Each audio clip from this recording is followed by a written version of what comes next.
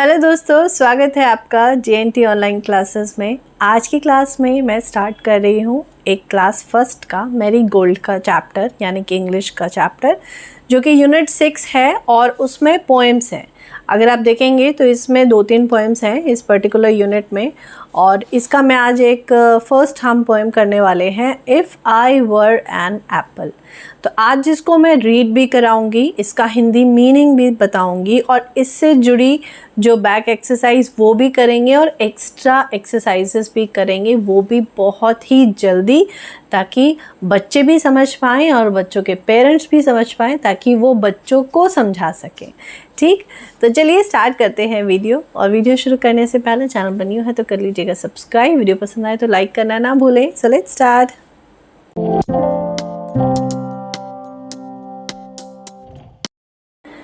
तो चलिए करते हैं video start. If I were an Apple, अगर मैं एक एप्पल होता।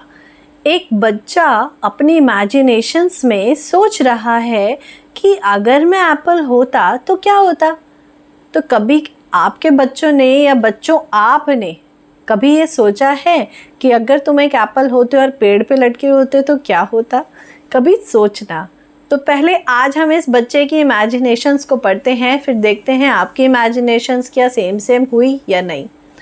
ठीक है, चलो let's start. If I were an Apple, अगर मैं एक एप्पल होता and Guru on a tree, और पेड़ पे लगा होता, I think I would drop down, मुझे लगता है मैं वहाँ से गिर जाता, यानी कि ड्रॉप डाउन मतलब टूट के गिर जाता। On a nice boy like me, और एक अच्छे बच्चे के ऊपर जैसे कि मैं, यानी कि वो अपने आप को भी बहुत अच्छा बच्चा बोल रहा है। I would not stay there, मैं वहाँ पे नहीं रुकता। गिविंग नो बडी जॉय, कि किसी को हैप्पीनेस ही नहीं दे पाता। देखो एक बच्चा कितनी बड़ी बात सोच रहा है कि अगर मैं एक एप्पल होता। अब सोचो कि कोई अगर फ्रूट है और वो पेड़ के बहुत ऊपर लगा हुआ है और वो हम तक अगर पहुंच ही नहीं पा रहा है, सपोज़ मैंगो है या एप्पल है और हम तक नहीं पहुंच पा रहा है, और अगर पहुंच नहीं पा रहा है तो भाई जब तक वो फ्रूट हमारे हाथ में आएगा नहीं, हम उसको खाएंगे नहीं, तो हम ऐसे कैसे बोलेंगे ये तो बहुत ही यमी है, यानी कि हमारे फेस पे वो हैप्पीनेस, वो जॉय नहीं आएगा, राइट। और वो जो फ्रूट है वो वहीं लगा ऐसे ही लगे ख़राब हो जाए, यानी कि उसने किसी को जॉय नहीं दिया, तो उसके होने का क्या फ़ायदा। ठीक, तो इसीलिए वो बच्चा भी यही सोच रहा है कि अगर मैं ऊपर ही लगा रहूं तो क्या फ़ायदा। आई वुडंट स्टे देयर, मैं वहाँ नहीं रुकना चाहता। गिविंग नोबडी जॉय, किसी को खुशी ना दे पाऊँ। I would fall down at once, और मैं किसी के ऊपर गिर जाऊं एंड से ईट मी माई बॉय, और बोलूँ ये लो मैं आ गया और मुझे खा लो। तो यानी कि ये बच्चा सोच रहा है कि अगर मैं एप्पल होता तो मैं उस पेड़ पे नहीं रुकता, मैं फट से किसी के ऊपर आता और उसको बोलता मुझे खा लो। और क्यों बोलता? ताकि वो खुश हो जाए, ताकि मैं जॉय देख सकूं, हैप्पीनेस देख सकूं। तो कितनी प्यारी इमेजिनेशन है इस बच्चे की ना। तो चलिए अभी थोड़े से न्यू वर्ड्स रीड कर लेते हैं। एप्पल, बॉय, ईट, ड्रॉप, जॉय। तो यहाँ पे 5 न्यू वर्ड्स है बच्चों, इनकी स्पेलिंग ज़रूर एक बार याद करना और इनको साउंड के साथ बोलना, ठीक है। जैसे ई एट, ईट, ड र ऑ प, ड्रॉप, ज ओ ए, जॉय। ओके, चलिए इसको रीड करते हैं। I like to eat an apple, we clap our hands with joy. I like to eat an apple, मुझे एप्पल खाना पसंद है। वी क्लैप आवर हैंड्स, हम तालियां बजाते हैं हाथों से, विद जॉय, खुशी के साथ। ठीक है, अब आगे बढ़ते हैं एक्सरसाइज। चलिए कुछ क्वेश्चंस हैं। Where is the apple, apple कहाँ पे है? Apple is on the tree. Where is the apple मतलब एप्पल कहाँ पर है? तो इसमें हम लिख सकते हैं apple is on the tree, full stop. Where is the boy, boy कहाँ पर है? तो boy is under the tree. How can the boy get the apple? अब इस बॉय को एप्पल कैसे मिलेगा? Bye plucking. अगर बॉय यहाँ पर है, पेड़ पे बैठा है, तो उसको एप्पल तोड़ना पड़ेगा.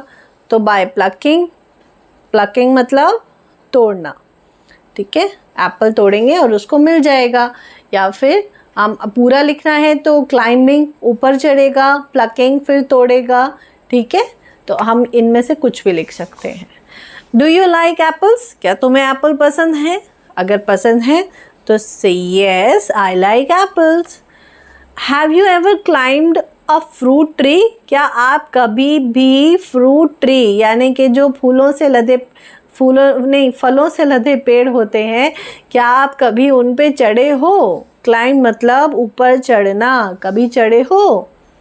तो अगर नहीं तो लिख दो नो. अगर चढ़े हो तो से यस, हम we climbed a fruit tree.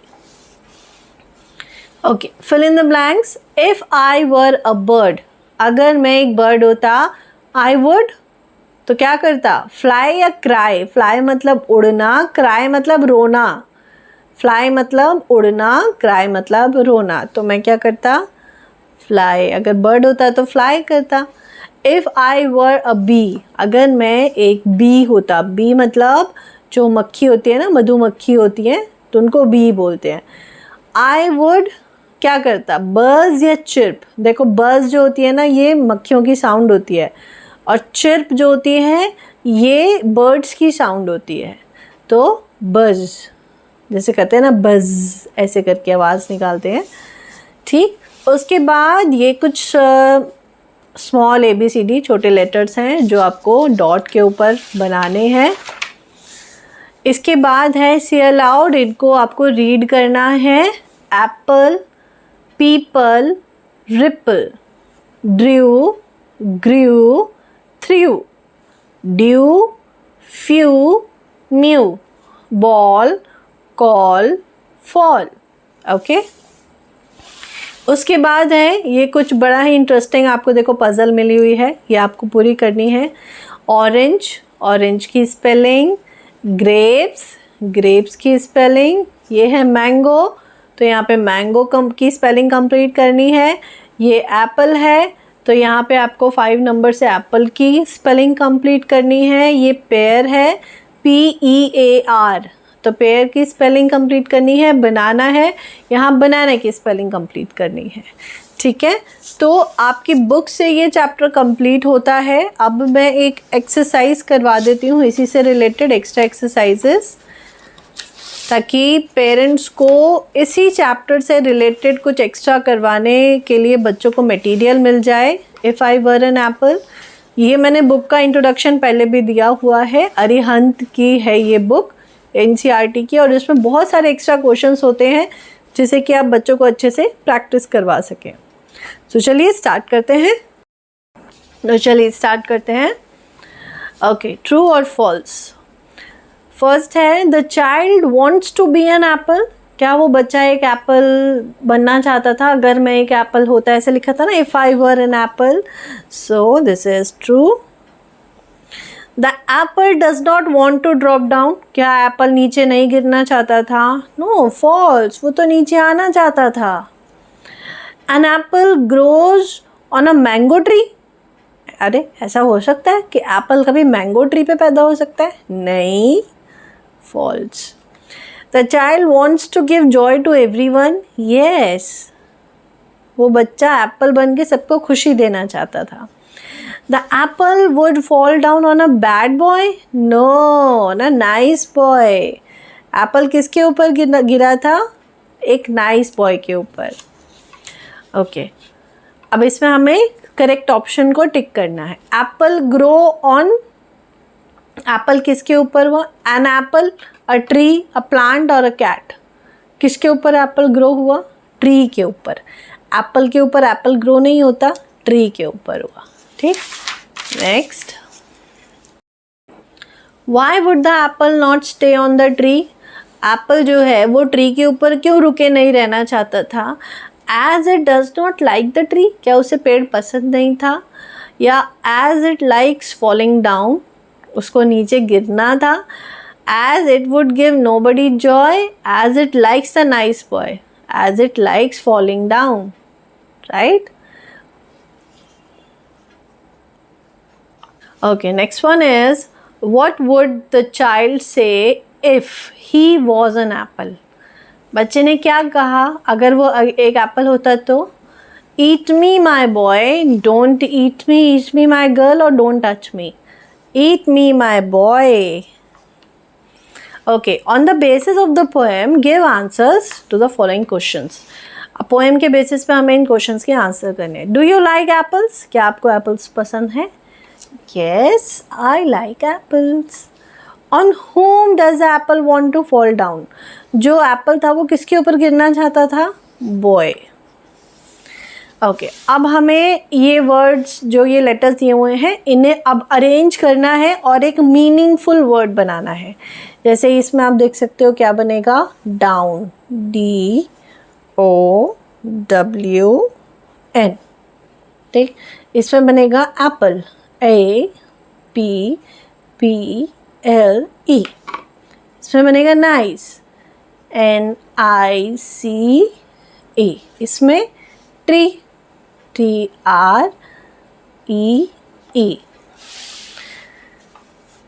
Okay, अब इसकी हमें फुल फॉर्म लिखनी है आई वुड और वुड नॉट.